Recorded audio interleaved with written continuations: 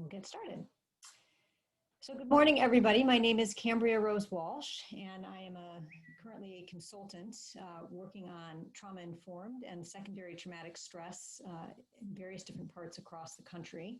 And I was really excited to work with the San Diego Trauma-Informed Guide team to put together this presentation. It's a result of a mini grant that they had.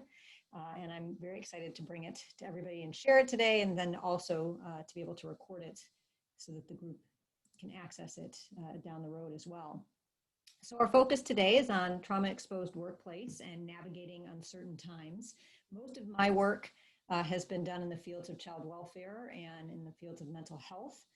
Most recently, I was overseeing a project that was providing training on being trauma-informed to child welfare agencies.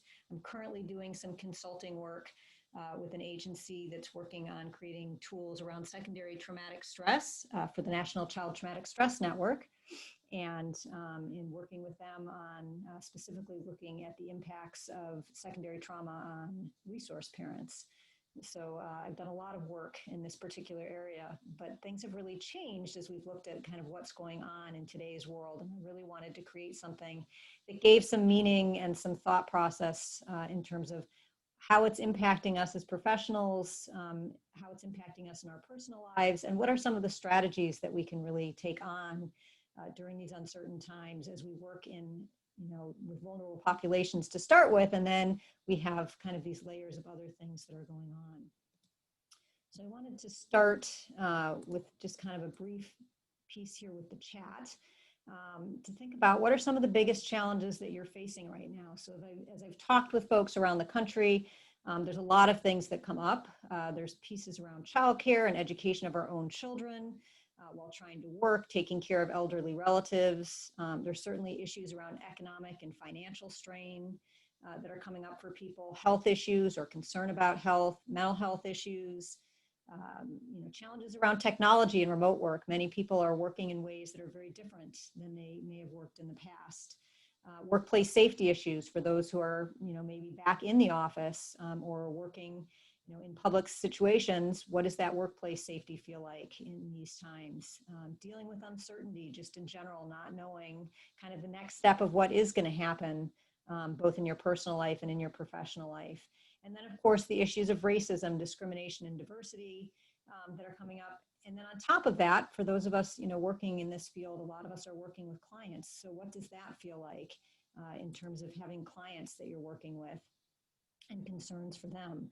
So I'm wondering in the chat box, are there any other examples that aren't in there, any that resonate with you that folks might be willing to share?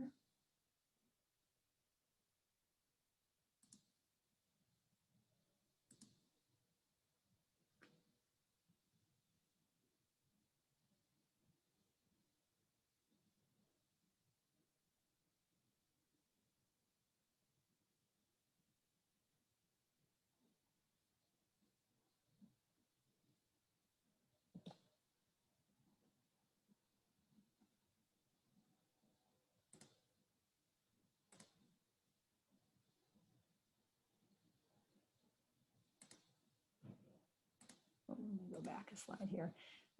So the other thing I think to think about, concerns for families who are impacted by the wildfires, that's certainly, here locally in San Diego and throughout California, a challenge. Virtual learning and managing, supporting our kiddos, is huge right now. A lot of concerns about families that we mentor, so there's a lot of different pieces that are going on for ourselves as professionals, and those are all, wonderful examples. And then at the same time, many of us are also working in a field where we're supporting other folks, whether we're providing mental health services, whether we're providing case management services, or we're helping meet some of the basic needs of families that we're working with.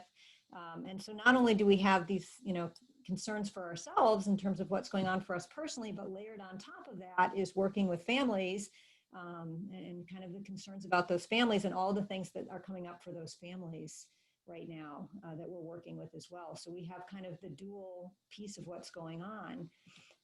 So today we're really going to delve into looking at the impacts of trauma-exposed workplaces and what does that look like in light of current events. Identifying coping strategies that are used, that we can use to kind of increase resilience, and then developing ways to find support and give support to your colleagues.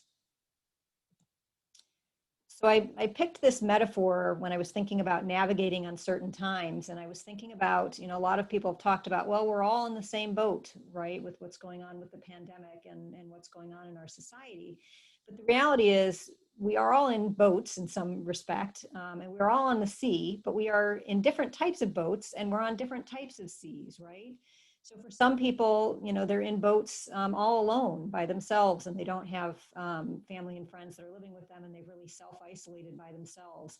For other people, they are in boats with a lot of people because they live in large family situations, and they're trying to manage all the things that come about living in large family situations. Some people's boats are a lot more luxurious than other people's boats, right? So there's a lot of different personal differences in terms of how we're kind of weathering the storm that's going on. And for people, there's also different feelings in terms of what that really feels like. For some people, yes, this is a difficult time, but maybe there's waves here and there and the sea isn't too choppy. And then for other people, it may feel like, they're in the midst of a huge storm that's going on, kind of like, I think back to that movie, The Perfect Storm, right? And the huge waves that were going on. So we're all in a little bit different situation, even though there's a lot of shared experiences that are going on. What I would say, though, is that for none of us does it look like this, right? None of us are kind of having unicorns and rainbows and thinking this is a wonderful, easy time. There are positives certainly that are happening, but we're all impacted. And this is, a very different situation than we're used to in many ways, because most of the time when something is going on that's traumatic, it tends to be kind of spatially defined. It's only in one part of the country or in one particular area. And it tends to be time limited. And there's kind of a clear understanding of, this is going to happen for a while. And there may be long-term repercussions for what's happening. Like if you think about the hurricanes or like we're experiencing here right now with the wildfires, we know that those events have long-term repercussions, but the hurricane itself, the fire itself, only lasts for a certain amount of time, and then you're able to kind of start regrouping and figuring out what's your next step and those types of things.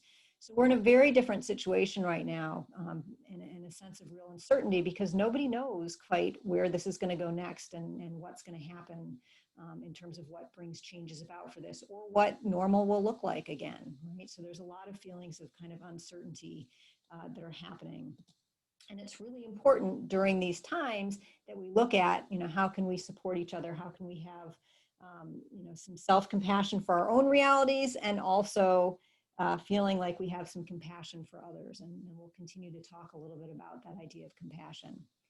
So this particular model, this complex stress model, is one that I talked about a lot in previous years before the pandemic, before we had, kind of the civil unrest, the wildfires, everything else that's kind of going on. And we really looked at two areas. We looked at things that are systemic stresses, regardless of what type of workplace that you work in, and then things that are specific to working in trauma-exposed workplaces. So for systemic stresses, we look at things like burnout, harassment, moral distress. And moral distress is really the idea that, you feel like you are having to do something that maybe you don't feel like is the right choice, but it's the company line and you have to toe it, right? And we'll explore that particular concept a little bit more in a couple of minutes. Harassment can happen in any sort of workplace that you're working in. Burnout can happen in any sort of workplace. And then we think about in trauma-exposed workplaces, what are some of the things that you may be exposed to there? And in those particular situations, you may be exposed to traumatic material. Hearing from your clients, you may have direct experience of trauma working in a particular workplace. I know in child welfare, for instance, they may be out in a home and something traumatic may actually happen. We see that a lot with different first responders, where they may actually be in danger's way and exposed to trauma firsthand. And then overlying this, I also added another kind of column of things here, which I call the societal stresses. And these are things like the issues that are going on around childcare and education, around racial injustice, around health, around economic stresses, right? These are all the big societal stresses that are happening in the here and now for all of us in terms of the pandemic, in terms of some of the things that the pandemic has really kind of shined the light on in terms of some of the injustice pieces. And then, of course, obviously, there's been a huge amount of civil unrest that's occurred, and looking at that particular issue. And then I would add on here, things like the wildfires and other natural disasters that are going on, that locally can have impacts on folks as well. So there's a lot of different societal stresses that are now overlaying all these other stresses that are happening that folks really need to be able to pay attention to. So I'm going to pause for a moment before I kind of move into looking at those more in depth to just mention the fact that it's really important to think about what we're doing as an organization, right? So as this comic here says, we're encouraging people to become involved in their own rescue. And that's just really not, a realistic thing for organizations to expect, that everybody's going to be able to kind of figure this out for themselves. And it's really critical that as individuals, we're looking at what's impacting us and how do we build our resilience and how do we take care of ourselves. But that we're also working for organizations that are looking out for us on those fronts as well and really providing the support, because otherwise it makes it very difficult to navigate as an individual. So I want you to keep that lens in mind as we kind of talk through these next pieces here. So this next diagram here is a Venn diagram that was created by a colleague of mine out of Children's Institute in Los Angeles. And then I've made a few adaptations and others have made a few adaptations to it over time. And when I talk about this in past times, I really focused in on these particular pieces. And what I've done today is done the overlay again of looking at what does this mean in terms of our current situation. So the first one on here is direct exposure. And when we think about direct exposure, we think about, again, the things that might be happening to ourselves in terms of having high-risk situations. And for each of these areas, it's either an area for you of real risk, or it can be an area where you've developed some resiliency and you feel like that's an area where I kind of know how to handle this, or I've kind of been able to in the past, and I feel pretty steady. And then other areas that really do feel like they're an area of high risk for yourself at this point in time.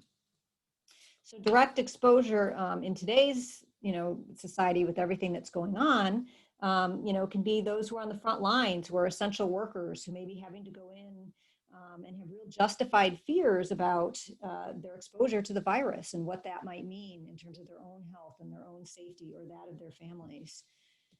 We also look at indirect trauma. So this, in traditional times, is us thinking about this idea of secondary traumatic stress, this idea that hearing other people's stories, being exposed to material and all of those types of things can have an impact on us and actually be traumatizing for us to hear those things. And what are the things that we do to take care of ourselves and build resiliency so that we can really be there and be empathic for those that we're working with.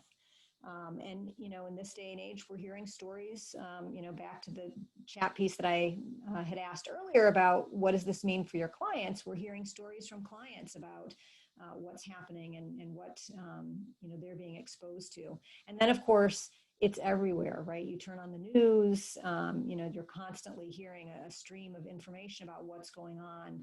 So even if you yourself are sitting in a situation where you feel like you're pretty safe and you're not in direct risk of being exposed to COVID or of the racial and trauma pieces that are going on, or even of the wildfires, you turn on the news and you start hearing all the stories that are going on for other people, and that can certainly have an impact on you. So, one strategy is to be careful about that and what your intake is in terms of how much news you're watching and how much exposure you're having to other people's stories, especially when you don't need to.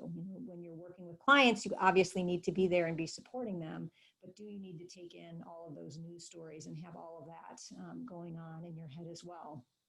So thinking through that is important.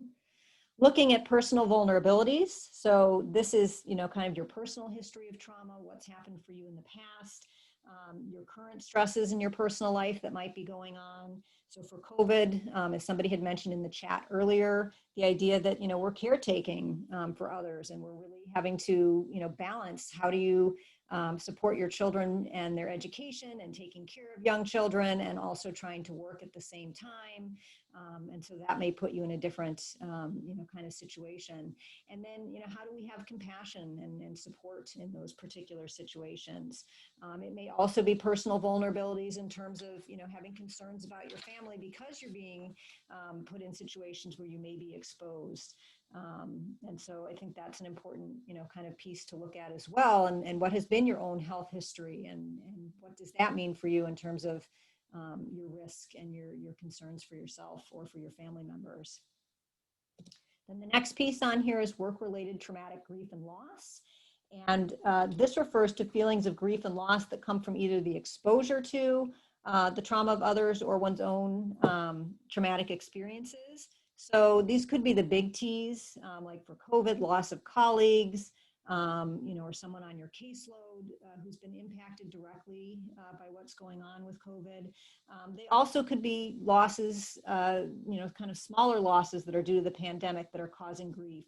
So job losses, loss of connection with colleagues, right? Changes in terms of work situations, all of those types of things. So there's a lot of different work-related traumatic grief and loss issues that are really being brought to the forefront by what's happening with the pandemic. And then certainly all the racial and civic unrest as well relates to some of those traumatic grief and loss issues that are going on too. The next area on here is empathic strain, and this is the effort that it takes to really manage the difficult feelings that arise from working with traumatic situations and the behavior of traumatized persons. This has traditionally been thought of as this idea of compassion fatigue, but we really moved more into the idea of empathic strain, because the reality is that you have to be able to be empathic, that it's important to be empathic, and that you need to learn to figure out ways to be able to build your resilience so that you can continue to have empathy, because without empathy, it makes doing the job really, really difficult when you're working with vulnerable populations. The next area on here is systems failure, and that's the challenges of working with clients that are impacted by multiple systems, and often being in a position where you can't control those systems. So when I talk with folks in child welfare, for instance, they are working with clients who are also part of a judicial system, and they can't always control the decisions that are made by judges. They can give input into that, but ultimately they have to follow the judge's orders in terms of what happens in cases. All the children are also in some sort of educational system, and they don't always have control over what happens within those educational systems. So that can be a real challenge when you're kind of at odds with all these other systems that are working with families. And then the other piece that we look at is working conditions.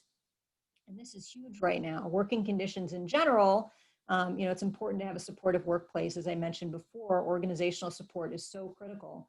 But the reality is that it's even more critical right now. And the pandemic has really brought to light a lot of, kind of highlighted some of the challenges that go on within institutions in terms of supporting their workforce. And I think working conditions are more than ever kind of at the forefront of looking at how are we being supportive of our particular workforce. An assessment is really important here. It's, looking at where we are working that's impacting us, or is it the type of work that we're doing? You can be doing really, really difficult work, but if you're working in an organization that's supportive, that's going to feel a lot different than working in an organization that's not. So taking the time to kind of look at that, and is that a sense of risk for you because the organization is not being supportive, or is it a sense of resiliency because you do have a lot of support coming from the organization that you're working for? And then connected in here is this idea of moral distress, which I alluded to earlier, and that I wanted to talk a little bit more about. And moral distress really comes out of the nursing world, the world of healthcare, which is where it was kind of first discussed and has first been studied. And it's this idea that oftentimes you have to, kind of do what you're being told by policies and procedures, but that doesn't always feel morally correct to you. So maybe for nursing, that they know that they have to give patients certain medication because that's what's been prescribed and that's what's required, but they can see how much it's impacting the family that they're providing that medication to. And it's really difficult to watch that happening and knowing that they don't have a choice in that they have to follow through and provide that particular medication or intervention that's happening. We certainly see a lot of moral distress issues kind of popping up in what's going on right now when we think about the issues around PPE and people, being told they have to work even if they don't have PPE or they don't feel like the type of PPE that they've been given is going to be able to protect them. There's a lot of folks, having to make really hard decisions about, do I do the work that, is so important to me, but it puts me at risk and exposure, and then do I come back and expose my families, right? So you hear stories about folks working in healthcare that are living in tents in their backyards because they don't want to expose their families, to what they may be being exposed to. And so there's a lot of kind of moral distress issues that are going on for folks around wanting to do the right thing, but also needing to follow the policies and procedures, and doing the job that you've signed up to do. And that can be really challenging. And then the final piece in here is on the sociocultural context. And this is really looking at, what's going on in terms of your own cultural identity, your own background, and how does that impact in terms of your risk and resiliency. So it's tied in a little bit with your personal vulnerabilities in terms of what's individual to you, but it's really kind of the broader idea of looking at, what is race, what is discrimination, what is your experience for yourself in terms of how that's impacting you, but also, the clients that you're working with, and how does that put you more at risk, or have you at some sense of resilience that you have some control over that, and what's going on for yourself and for the clients that you're working with. And this was actually added into this Venn diagram around 2016 after the last, kind of election that we had here in the US, when we started really seeing a huge increase in terms of, the challenges that were going on, between the Black Lives Matter issues, the immigration laws, and even the challenges that we've seen in Native Americans on Native American land over the past several years. Those things were always there before, but they've really come more to the forefront in the last 4 years or so, for better or worse. And so certainly those have impacts on all of us. So the first step in really kind of looking at all of this is to have some sense of self-awareness and really know what are your sources, what are your signs and symptoms, what are the coping mechanisms that have helped you in the past, and be able to apply them in the present. And then developing, kind of an action plan to improve those coping skills and being able to do that. In terms of knowing your sources of trauma exposure can be things that you hear, they can be things that you see, they can be material that you read. And I think it's important to remember when we talk about secondary traumatic stress, that it isn't just those of us, who are working directly in mental health with clients or in child welfare with clients, but it's also all of those that are providing the support to us in those particular areas as well. So if you think about the person in the reception area, when a client comes in the office, or the person who is staffing the phone to set up intake appointments and those types of things, they're also being exposed to these different sources of trauma. And it's important to remember that as a whole, that everybody's experience, as we talked about on that last slide, in terms of their personal vulnerabilities and what they bring to it, is very different. And knowing that something that may be strongly impactful to you, maybe not so much to a colleague, or vice versa, and having some compassion and understanding of that. In terms of signs and symptoms that we see in secondary trauma, we see things that are very similar to post-traumatic stress disorder. So avoidance of certain clients, preoccupation with clients and client stories, intrusive thoughts, nightmares and flashbacks, having arousal symptoms, thoughts of violence or revenge. So this idea of, I really want to get back at this particular client, or the person who hurt this particular client, and really kind of carrying that with you. Feeling very isolated and not having anyone to talk to. I remember a colleague of mine saying at one time that she had gone, on vacation, and she's like, it was so freeing because when I was on vacation, nobody knew what I did for a living.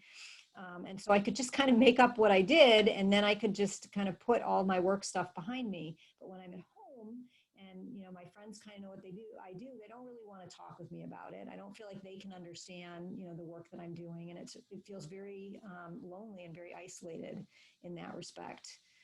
We also might feel trapped or infected by trauma, kind of the sense of hopelessness, or that we can't help people in the way that we want to help people, and that can be very difficult.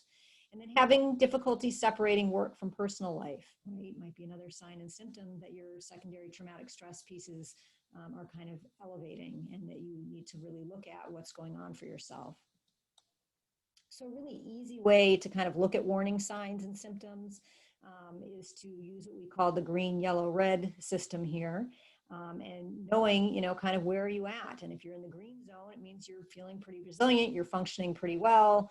If you're kind of dipping into the yellow zone, then maybe, you're starting to see some impacts of secondary trauma and some of those signs and symptoms. And then if you're in the red zone, you've kind of really gotten to a place where it's really starting to impact you. And what you want to be able to do is kind of catch yourself, especially, if you feel yourself moving closer to that red zone. So as you go through that yellow piece, going, oh, I can start seeing that these things are impacting me. What do I need to do?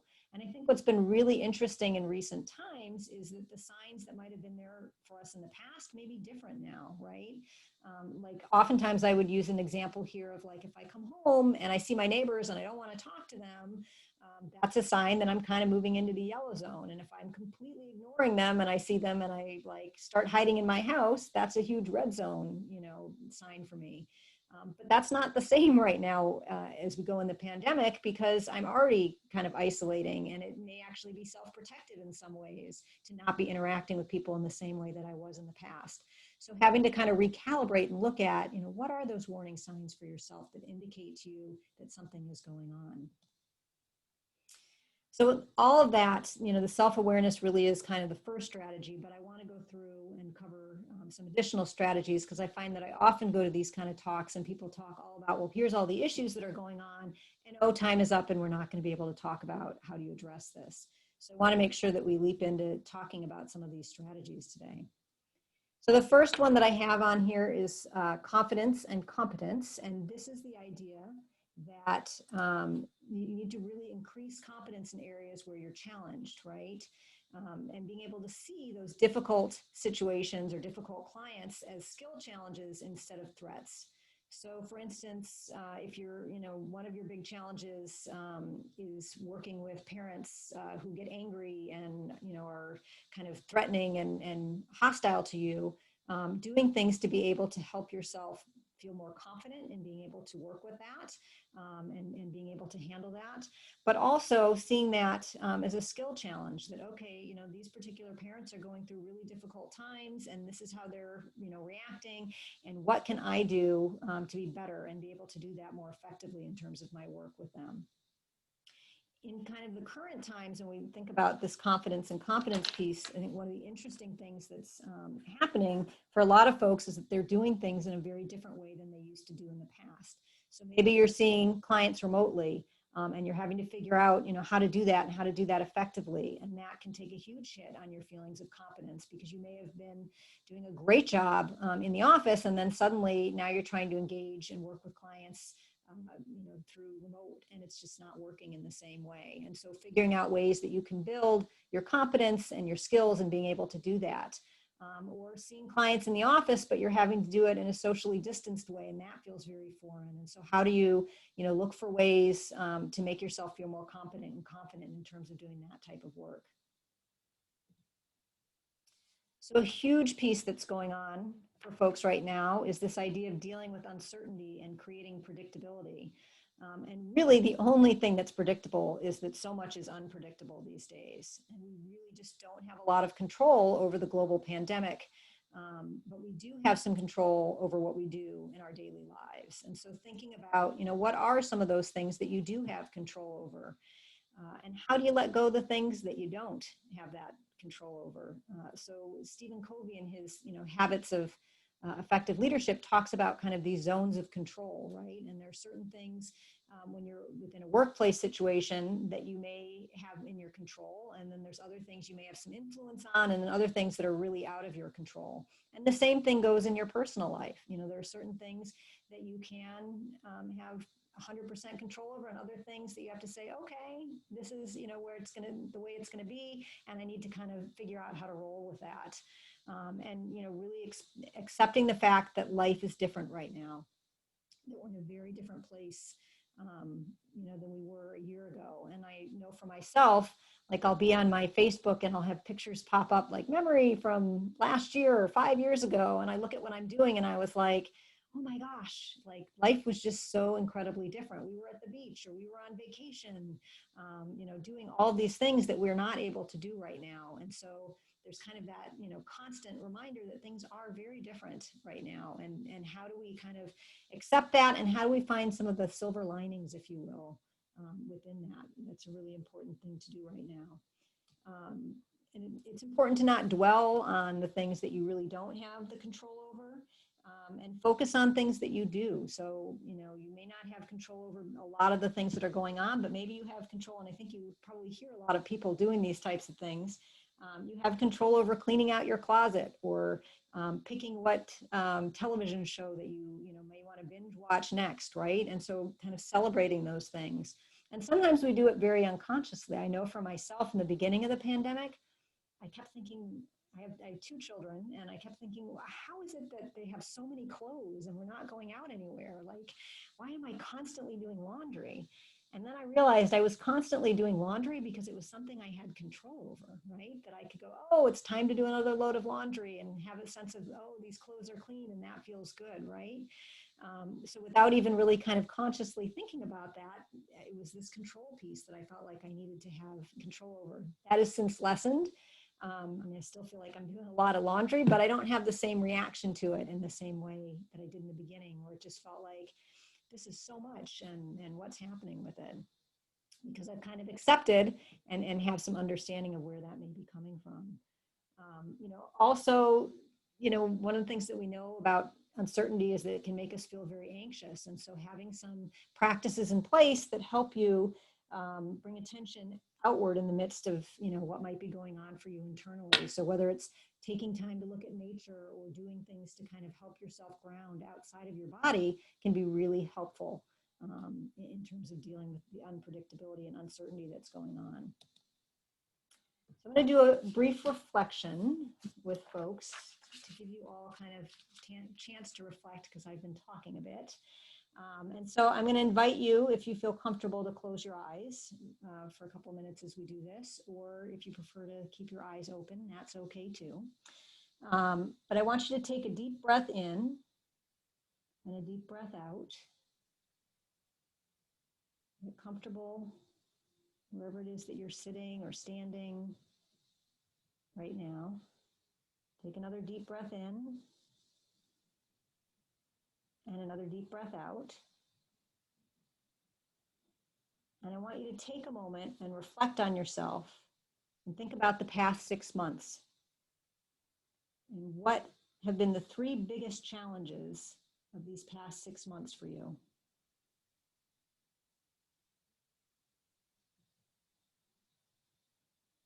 And then as you think about that, I want you to think about what thoughts and feelings come up for you as you think about those challenges. How does it make your body feel? What kind of thoughts are in your head?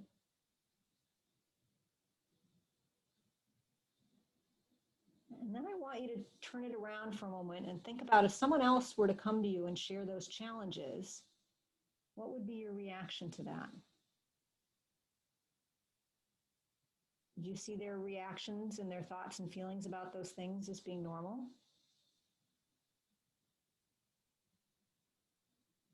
And then I want you to think for a moment about the compassion that you have for yourself during these difficult times.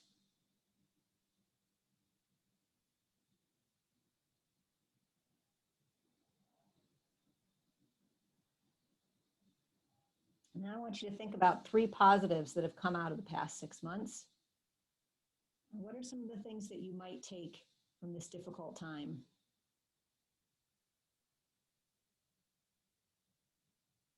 Are there memories from this time that might be important to you in the future?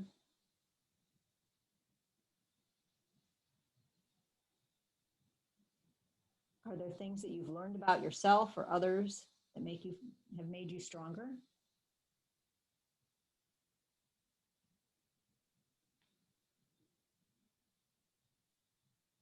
Are there any choices that you've made that you want to continue to explore in the future when things are back to normal? It's so important to really kind of look for those moments of hope and a positive amongst everything that's going on.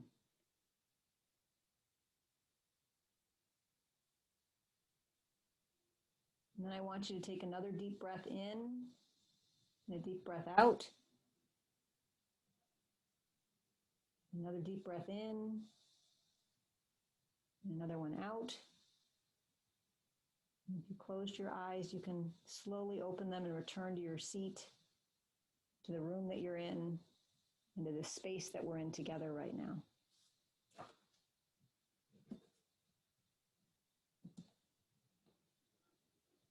I want you to hold on to this reflection, and if there's anything that you want to kind of share in the chat that came to mind, I want you to feel free to do that as we continue to kind of go through our time here together.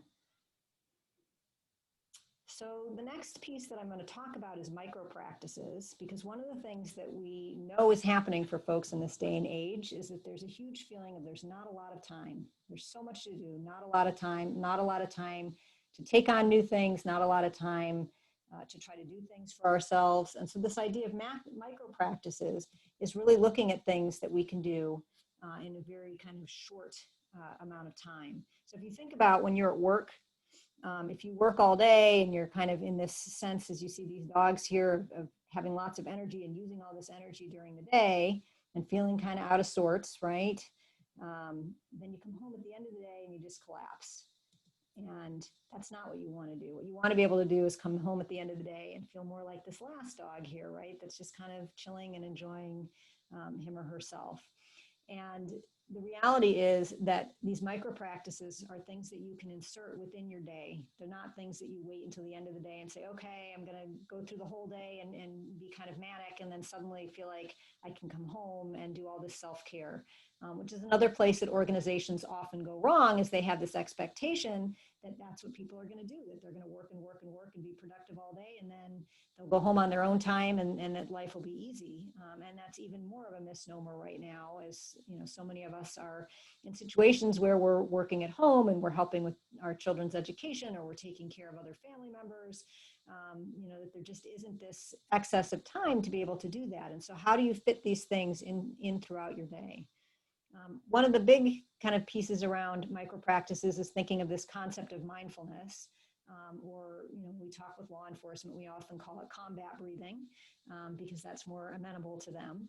But it's really this idea, you know, that mindfulness is having some reflection and some connection to our thoughts and feelings, and not judging yourself on what's happening with that, and tuning in to the present moment rather than reliving the past or imagining what's going to happen in the future. But it's really having some very present focused time, and being very aware of how your body is feeling and what's going on for you. And these can be very short little pieces, and there's more information on this website about what mindfulness is. And there's a lot of really good research out there on the benefits of mindfulness. We know that it reduces rumination, right? So, you know, there's research that's been out there that's shown that those who participated in intensive mindfulness meditation retreats had significantly higher self-reported mindfulness and decreased negative affect, and also experienced fewer depressive symptoms and had less rumination. You know, so we're starting to see a lot more research that's been done on these particular populations. We also know that it decreases, it's good for stress reduction and decreases stress. It provides boosts to working memory. And certainly in this time, as we're go, go, go, it's really important to be able to take those couple of moments to reflect. And the reality is it actually helps you in terms of your cognition and your ability, both with working memory and to be more cognitively flexible, and to focus as well. It also allows you to have less emotional reactivity, and that's a really important thing right now when there's so much going on, to be able to take that deep breath and then address the things that are going on rather than leaping into it when you're feeling super reactive and like you just want to explode, right? But taking that time to take the breath and think through what you're going to do before you talk with somebody or before you interact with somebody.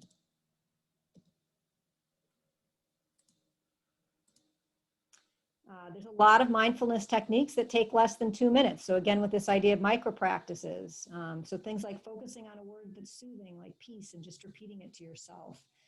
Counting backwards from 10 or from 20 can help you in terms of just being mindful for a couple of minutes. Closing your eyes and listening to the sounds around you. Doing progressive muscle relaxation, you know, the idea of tensing different areas of your body and then letting it go. Doing something that you enjoy, like a favorite hobby. So I have friends that are like, I am not into that meditation stuff at all, but I really love to run. And for me, that's the thing that I do that feels so good. And so again, looking at what is that hobby, what is that thing that you do for yourself that really kind of helps keep you in that present. Reading about something positive. There's a website that I have on here called the Good News Network that's just full of positive stories that have happened. And in light of everything that's going on right now, it's really important to be able to tune in to some of those positives and not get so caught up in all of the negative things that are happening. There's a lot of different apps and websites that are available out there on mindfulness. Insight Timer, Calm, Headspace are kind of the three big apps. Locally here, University of California, San Diego has a Center for Mindfulness, and they have tons of free short and longer meditations that you can do. University of Massachusetts Center for Mindfulness, which is where Jon Kabat-Zinn, who's the originator of mindfulness, came from, also has a lot of wonderful resources on their website. And then there's some great books. Jon Kabat-Zinn has some really good books that are out there. There's books, The Mindful Day, Practical Ways to Find Focus, Calm, and Joy from Morning to Evening. And there's a great book called 10% Happier by Dan Harris that goes through and looks at this. So other micro practices, things like stretching, getting up for a movement break if you're spending long time at the computer, writing down 3 things that one is grateful for several times a week. This idea of name it to tame it, and this comes from work that actually Dan Siegel did, as he was looking at children, but it's true for us as adults too, that just being able to name what's going on then gives you the power to look at how to address that particular thing. Doing a self check-in, how many times do we check in with ourselves to see, am I hungry, am I thirsty, or do we just wind up eating or drinking when we don't want to actually be eating or drinking, right? We do it mindlessly. So again, checking in and kind of knowing where are you at with things. Being able to transition from one client or meeting to the next, or from work to home, even if it's going to the next room. So if you're constantly doing Zoom meetings, which is true for a lot of folks right now, how do you transition from one Zoom to the next, or from one to the time that you're leaving that Zoom to go back into perhaps a room where you're going to be joined with your family or other people that you live with. And using everyday activities like bathroom breaks, brushing your teeth, getting your coffee as times to reflect. Back pre-pandemic, a lot of times when I was driving, I would say, okay, if I hit a red light, yes, I sometimes am frustrated because I really want to get where I'm going. But instead of being frustrated, I'm going to take that and do a couple of breaths and kind of check in with myself, right? So being able to do that when you're brushing your teeth, or when you're running into the bathroom to take a break in between, taking those couple of deep breaths and just kind of having that self-check-in time.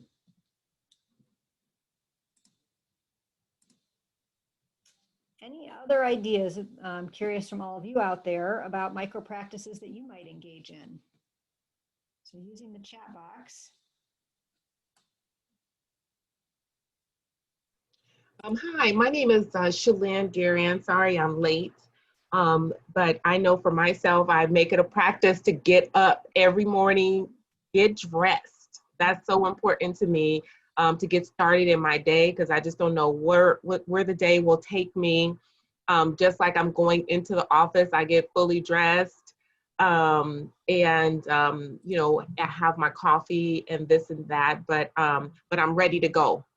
Wonderful. Wonderful. I love that. Yeah. And I think that's really great because not everybody, takes that time, and and it's such a simple practice to be able to do that. And it can be very short, and you can kind of embed it in what you're doing already, which is, a wonderful example of a micro practice. Sitting time in silence every day, having heart-focused breathing, doing affirmations, definitely. Diffusing essential oils and having midday stretch sessions. So looking at, again, the things that you can kind of incorporate into very quickly within your day, or have kind of happening as you're in existence. I love the idea with the oils because it's such a nice way to engage some of your other senses, right? So you're not just engaging, your sense of talking or breathing, but you're actually aromatic. And I think that's wonderful. Daily walking at the end of the day, that's wonderful. For me, it was really interesting. One of the things that changed for me, I used to take my dog every morning, and we would kind of socialize with other people in the neighborhood at a local park. And when this all happened, I couldn't do that anymore. Like that was not going to be socially distancing in the way that I felt comfortable socially distancing. And so now we walk every morning, right? And so I've had to kind of make some adjustments, which is one of the things I think that we have to acknowledge is that some of the things that you may have done that were really helpful before, you may not be able to do, and other things, kind of take those place, or there are certain things that you were able to do, regardless. Meditation, reading the Bible, participating in group meetings. Yeah, definitely. All very important. Yeah. And I love that more than one of you knows that getting up every day and getting dressed, kind of sets your day, and that's a wonderful thing to be able to do. I was on a call the other day, and they were like, we're going to do this stand-up, sit-down exercise, but we realized that we don't know what everybody's wearing besides what we can see, like on your tops, right? And so they said, we're not going to make you do that. So be comfortable, certainly, but having that sense that you're ready to meet whatever challenges come into your day, which is really important. All right, so in addition to the idea of micro practices, again, going with this idea of doing very kind of short and things that you're able to do in smaller time frames, there's this idea of micro movements. And micro movements is something that actually, I don't know how many of you are familiar with Sark, but she is a writer and does a lot of work for folks around how do you start kind of writing and how do you actually complete something that you're writing. And so she talks about this idea of micro movements and kind of making these small incremental changes rather than rushing into big changes that you might not be able to achieve or sustain, and breaking down things into kind of small action steps that aren't overwhelming for your brain and that can easily kind of fit into your busy schedule. So she has some wonderful resources on her website, which is the website that's listed here, that are really kind of focused again on this idea of writing. But I think that the lessons learned from there can certainly be applied to the things that the rest of us do. And the idea of micro movements, again, is it really gives you some idea of what needs to be done to move you forward, what's going to help propel you into action. And you can then often kind of identify when you're unclear or what, are things that you need to maybe slow down and relook at how to be able to do in the way that you want to.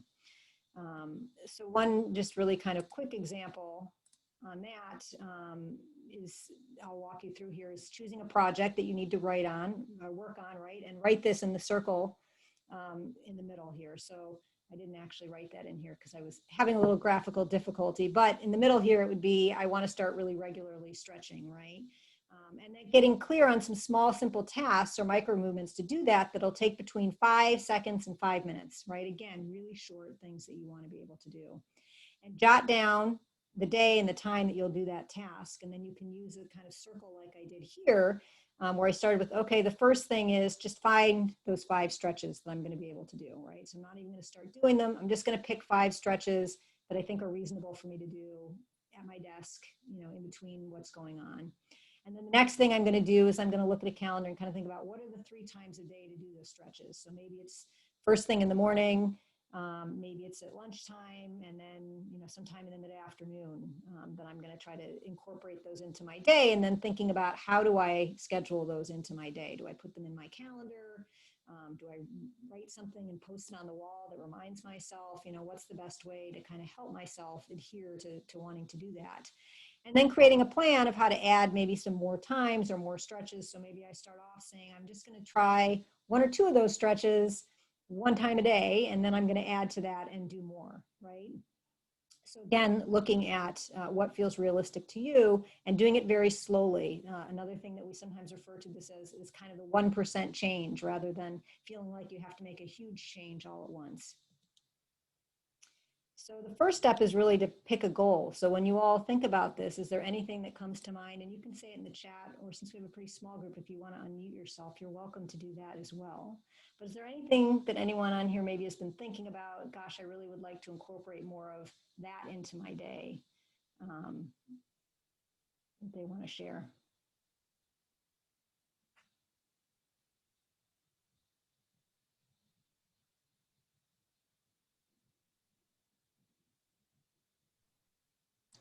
I know for myself, I walk pretty much every other day, but I wanted to add more stretches and sit-ups to my day because I sit all day long, at my computer.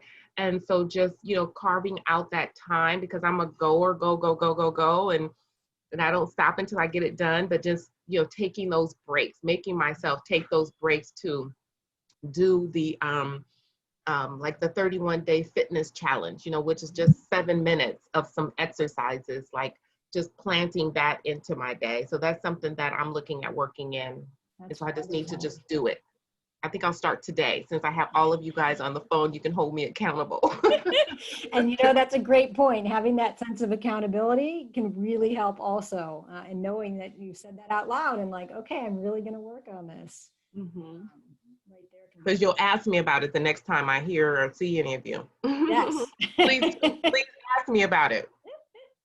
We will. We'll hold you accountable. Yeah, I love that. Another great website that I'll say that I probably should use more myself, but when I do use it, I'm always like, oh, why don't I go there more often? There's this great website. It's called Do Nothing.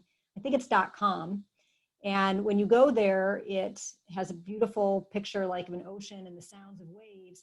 And if you touch it's for 2 minutes. It's Do Nothing for 2 minutes, I think, .com.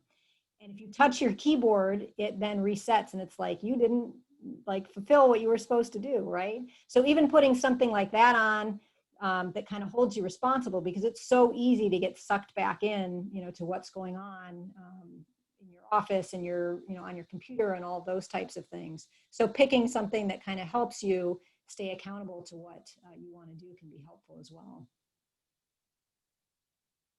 Wonderful. Do nothing for 2minutes.com. Thank you for sharing.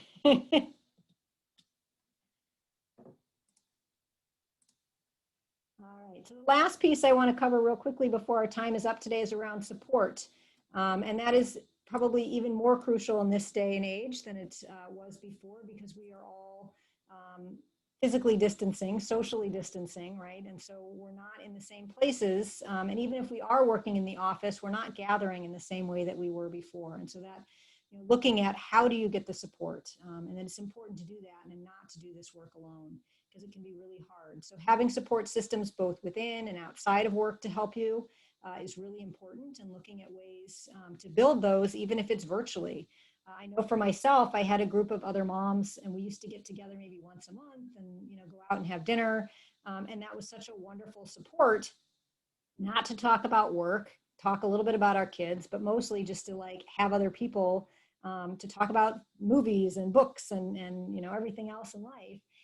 And when the pandemic first started, we actually decided that we would start meeting via Zoom. And we've actually been meeting almost every week, about 6 of us. And it's been wonderful just to have that, support system that we're able to connect and have those conversations and talk with each other about some of the challenges that are going on, some of the positives and strengths, and learn from each other. And so figuring out what does that support system look like for you. In the interest of time, I'm not going to go through this too in depth, but I do want to just mention briefly this idea of low impact debriefing, which comes out of Tend Academy, which is in Canada. And they developed this idea of these 4 steps of kind of how you debrief with people, which you can do whether you're in person or whether you're doing it on the phone with somebody or on Zoom. But really, just real quickly, the 4 steps. The first is self-awareness. And this is the idea of knowing when it is that you need support and why you need that support. So if you've just seen a difficult client or had a difficult interaction and you feel like you need some support around that, kind of knowing what is it that I'm looking for. And what is it that I really need from my colleague or my friends or whomever you're going to for support. The second step is to give fair warning, and that's before you go and share the difficult story or the challenging time that you're having, that you let the person know that you really are coming to them to share something that's difficult, and then get their consent, which is the third step, that they're at a place where they can hear that. And the reason those 2 steps are really important, especially when we are debriefing with those who we work with, is we don't know what else they've been exposed to in that particular day. So they may also have had a really difficult client and maybe so full that they don't feel like they're in a place where they're able to support you in the way that you need to be supported. So being able to say, yes, I can, talk with you about that right now, or no, this isn't a good time. Maybe, somebody else can help you with this is important. And then the final piece is limited disclosure. And that's the idea that you don't need to go in and share every detail about what's happened or what's difficult for you, but really centering in on What are some of the feelings? What are some of the thoughts that are going on for you so that you can focus in on those? And you know, again, going back to your self-awareness, what is it that you needed from this? So there's a lot more information on that particular information on low impact debriefing that you can get if you Google TEND Academy, and you can find it in their resources. So I'm going to skip our chat here because I want to make sure that I get everybody off, and it is 10 o'clock. I mentioned this already about self-care, that it's, you know, our coping mechanisms are critical. And the irony is that many of these self-care activities have also disappeared. So really looking at what you can keep you going. This is just a quick recap of what we talked about in terms of what to keep yourself afloat with. Those are all the areas that we touched on. And then a couple final thoughts. This is a note my son wrote to me, and I thought it really kind of summed things up nicely. It says, "To Mom, I love you the best I can," right? And that's kind of what we're all doing right now. We're doing everything the best we can, and that's okay. We're not going to be perfect. And then in terms of future resources, I just wanted to highlight, I'm going to be doing a webinar next week on compassionate leadership for leaders, and that is coming out of TEND Academy, and it's a free 1-hour webinar talking about what does it mean to be a compassionate leader and what does that look like in this current era. This is my contact information, and then there's also a short evaluation that you can use the QR code, or you can type in the address that's in there as well. And I hope that this has been helpful to folks. And as I mentioned, it's going to be recorded. We're going to figure out how to make it accessible for those who are part of the San Diego Trauma Informed Guide team. And so more information to follow about that. Thank you all for joining us today.